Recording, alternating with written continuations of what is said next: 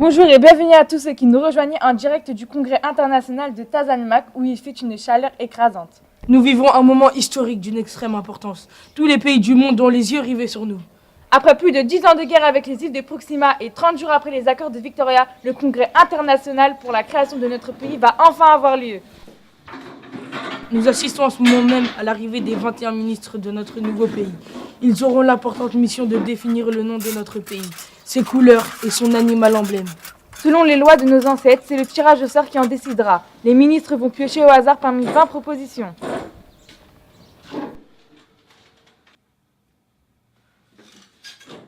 Et c'est le ministre Omar qui a été désigné pour tirer au sort l'animal emblème de notre pays. Dans les propositions logiques, nous pensons au fennec, à la tortue ou encore à l'aigle, nombreux sur notre île. Mais nous savons de sources sûres que la grenouille et le lapin se trouvent parmi les propositions.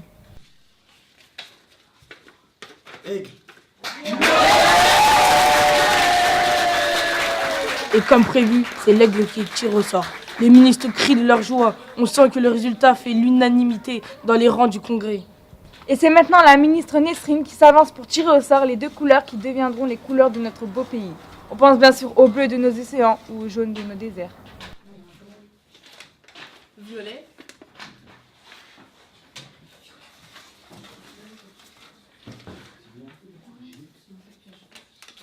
Vert clair. Oh là là, on sent une énorme déception dans les rangs du congrès. Beaucoup de ministres hurlent à l'erreur et au complot. On sait pourtant que le violet fait écho à la spiritualité de notre peuple rêveur. Gardons espoir pour le troisième tirage, le plus important qui va décider du nom de notre pays. C'est le ministre Alvin qui a été désigné pour accomplir cette tâche historique. Plusieurs rumeurs circulent concernant les résultats du vote. Lazuli, Solaria ou encore Konoha. Attendons de voir les résultats. Solaria. Et c'est Solaria qui l'emporte en cette journée historique. Notre pays a un nom et c'est Solaria. Rappelons que Solaria fait écho à notre histoire, qui dit que notre pays est le plus proche du soleil. Et on sent que le résultat ne convainc pas tous les ministres présents aujourd'hui, notamment avec les Ilians du Sud qui ne se reconnaissent pas dans cette tradition. Oh là là! Mais quel spectacle, la ministre Mélissa qui quitte violemment le congrès avec ce goût de la comédie qu'on lui connaît. L'unité de notre peuple va-t-elle de nouveau se briser?